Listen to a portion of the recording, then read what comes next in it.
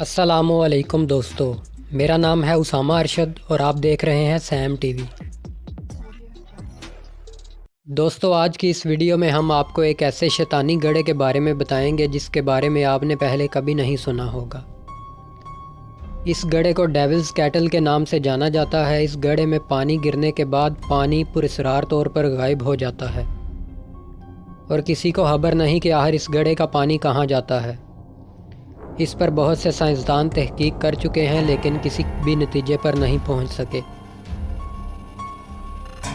Subscribe to my channel and also press this bell icon so you can get latest video notifications. दोस्तों, America के इलाके Minnesota के एक park में आबशारों का एक सिलसिला मौजूद है जो इंतहाई पुरअसरार और हैरान कुन है। जज C.R. मैग्नी स्टेट नामी ये पार्क अमेरिका की झील सुपीरियर लेक के शुमाली साहलों से कुछ दूरी पर वाक़या है और इस पार्क की मकबूलियत की वजह भी ये पुरअसरार आबशारें ही हैं। इस पार्क का नाम डुलुथ के साबिक मेयर और मिनेसोटा सुप्रीम कोर्ट के जज के नाम पर रखा गया है।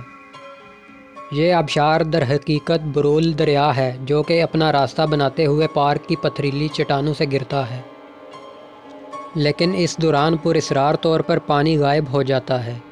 इस अमल के दौरान ये दरिया मुख्तलिफ आबशारों में तब्दील हो जाता है। दोस्तों, दरिया के आबशारों में तब्दील होने का मंजर इस वक्त पैदा होता है जब ये 800 फुट की बुलंदी से नीचे गिरता है। सुपीरियर लेक में शामिल होने से पहले तकरीबन 2.4 किलोमीटर के फासले पर यह दरिया दो हिस्सों में तकसीम हो जाता है।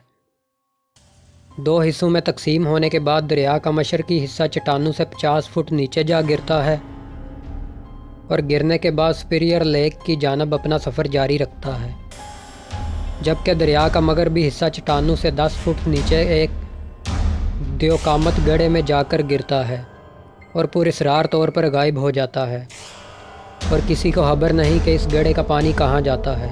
और यहीं से इसकी पुरअसरारियत का आगाज़ होता है, जिसकी वजह से इसे डेविल्स कैटल यानी शैतानी गड्ढा कहा जाता है। दोस्तों, ख्याल किया जाता है कि ये पानी सुपीरियर लेक के अंदर किसी मकाम पर पहुंचता है, लेकिन वो मकाम है कौन सा ये किसी को मालूम नहीं। माहिरीन इस गड्ढे पर गुज़िश्ता कई सालों से तहकीक कर रहे हैं और वो इस दौरान इस गड्ढे में कई इक़साम के चमकदार रंग के केमिकल, पिंग पोंग बॉल्स और दीगर अशिया फेंक चुके हैं कि वो कहाँ जाकर निकलते हैं, लेकिन ये तमाम अशिया कहीं भी दोबारा वापस नहीं पाई गई।